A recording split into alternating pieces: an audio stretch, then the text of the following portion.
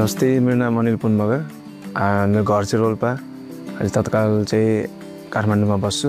Hello hello hello Anil, welcome sir. नमस्कार। ठुलो family लिएर आउनु भएको छ। हजुर।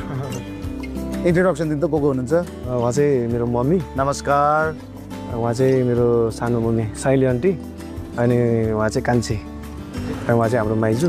नमस्कार नमस्कार। उहाँ चाहिँ मेरो दाइ। रोल्पा भनेपछि हाम्रो सिङ्गर ज्योति मगर पनि रोल्पाको होइन? उहाँकै घरबाटै जान्छ हाम्रो, उहाँकै घर बाटोबाट जान्छ। हाम्रो गाउँमा चाहिँ एनसेलको टावरै छैन क्या, एनडिसीको मात्रै छ। अनि 4Gको लागि हाम्रो चाहिँ एउटा डाँडा यस्तै क्रस गरेर जानुपर्छ कि समथिङ 15-20 मिनट जति हिँडेर जानुपर्छ। नयाँ गीतहरू सुन्नु पर्दा त लगभग यहाँ काठमाडौँमा जस्तै चलेको गीतहरू चाहिँ त्यहाँ चाहिँ लगभग हप्ता 10 दिन 1 महिना पछाडि नै सुन्न पाइन्थ्यो कि, अनि एकदमै गाह्रो हुन्थ्यो। तर पनि जति टाइम त्यहाँ रोल्पामा बसेँ, त्यहाँ म्युजिक आफै सिक्दै गर्थेँ। अनि त्यहाँबाट जब काठमाडौँ सिफ्ट भएँ, त्यहाँबाट चाहिँ 1 हप्ता जति म्युजिक क्लास पनि गएँ, अनि दोहोरीमा छिरेँ। अनि त्यहाँबाट चाहिँ त्यही नै प्र्याक्टिस भयो, मेरो प्र्याक्टिस नै त्यतै भयो। गीत सङ्गीतमा लागेको ठिक छ? अब छोराले राम्रै गर्छ भने खुसी लाग्छ हो। सानो गीत गाउँदै हिँड्ने रमाइलो गर्थ्यो कि बाबु सानैदेखि। दुःख कतिको दिन?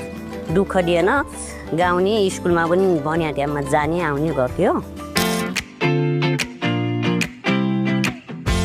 मैले सङ्गीत सिकेको त छैन अहिलेसम्म, तर जति सिकेँ दोहोरी साँझभित्रै सिकेँ। जस ओभरअल दोहोरी साँझलाई चाहिँ शिक्षा लिने ठाउँ पनि भन्छु म। त्यहीँबाट धेरै कुराहरू, धेरै म्युजिकप्रति नलेजहरू पनि त्यहीँबाट ज्ञान भयो, प्राप्त भयो। दोहोरीमा काम गर्ने मान्छेहरू, स्पेसल्ली चाहिँ केटी मान्छेहरूलाई चाहिँ नराम्रो सोच्छ बाहिर चाहिँ, जेन्ट्सलाई पनि त्यस्तै हो, तर सबैलाई त्यस्तै हुन्छ भन्ने चाहिँ हुँदैन।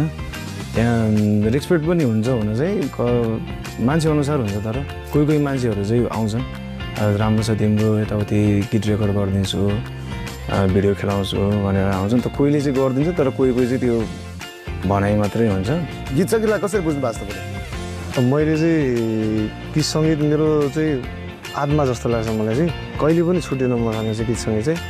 हजुरको मैले लगभग मम ड्याडको डिभोर्स भइसकेपछि मैले धेरै स्ट्रगल गरेँ। त्यो टाइममा चाहिँ म र मेरो दाइ, हामी 2जना दाजुभाइ हो। अनि दाइ चाहिँ अहिले विदेशमा हुनुहुन्छ। 2जना चाहिँ अलि अन्डर एज नै थियौँ क्या, मतलब त्यति चाहिँ धेरै बुझ्ने पनि थिएन। तर पीडा चाहिँ एकदमै धेरै दुःख भएको थियो। अब अफकोर्स मम ड्याड डिभोर्स हुँदाखेरि त सबैलाई दुःख परिहाल्छ। यस्तो दुःख भएको थियो कि कलेज पनि जान पाएन। त्यहाँबाट मैले थुप्रै बाहिर कता कहिले होटलमा काम गरेँ, कहिले त्यो ढुङ्गा इँटा बोक्ने सबै कामहरू गरेँ मैले होइन। अनि त्यहाँबाट बिस्तारै बुझ्दै गएँ। अनि त्यति बेला नि म चाहिँ हजुर कस्तो थियो नि, काम गर्दै गीत गाउँदै गुनगुनाउँदै गर्थेँ क्या। अनि त्यो सङ्गीत चाहिँ कहिले पनि छुटेन भनौँ मेरो लाइफमा चाहिँ।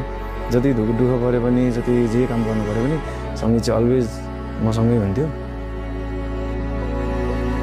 ब्लाइन्ड अडिसनको लागि चाहिँ कोही कोचहरू ट्राउन हुनुभयो भने मेरो मम्मीसँग भेटाएर चिनाएर छोरोले अहिलेसम्म धेरै प्रगति गरिसक्यो भन्ने छु। स्ट्रगल गर्दैछु, हार नमान्नु, दुःख नमान्नु, छोरोले गरेर देखाउनेछ भन्ने छु।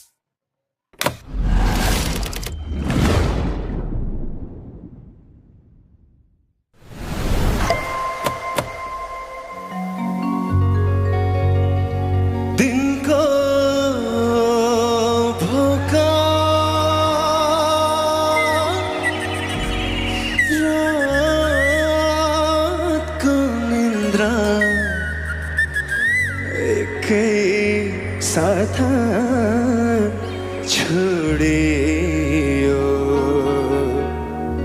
पहिलो भेटमै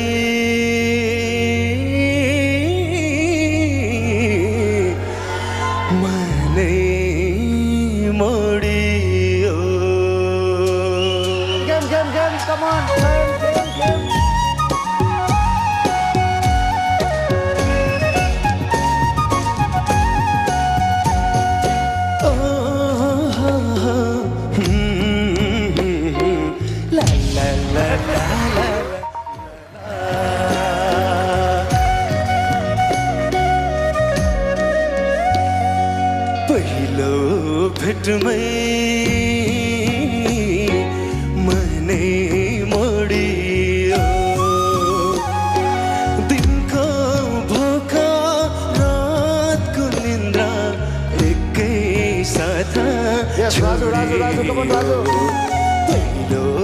भेटमै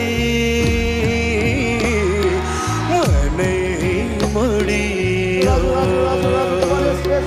पहिलो भेटमै मनै मोडियो दिनको भोका रातको निन्द्रा एकै साथ छोडियो पहिलो भेटमै मनै मोडियो पहिलो भेटमै मनै मोडियो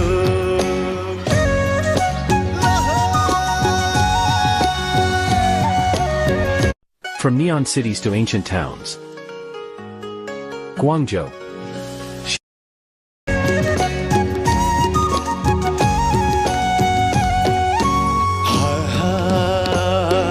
प्यासी मनको तिर्खा मेटियो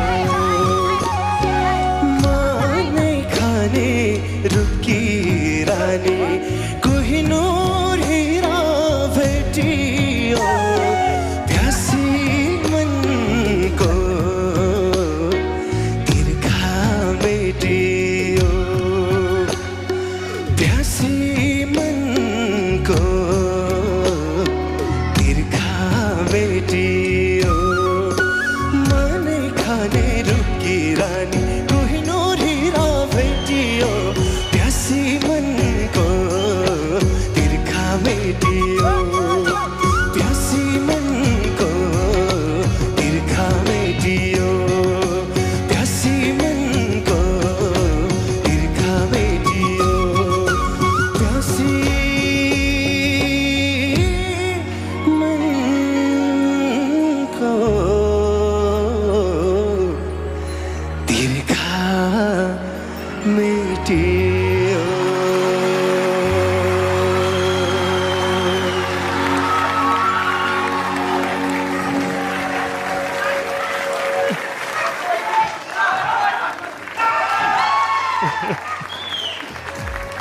नमस्कार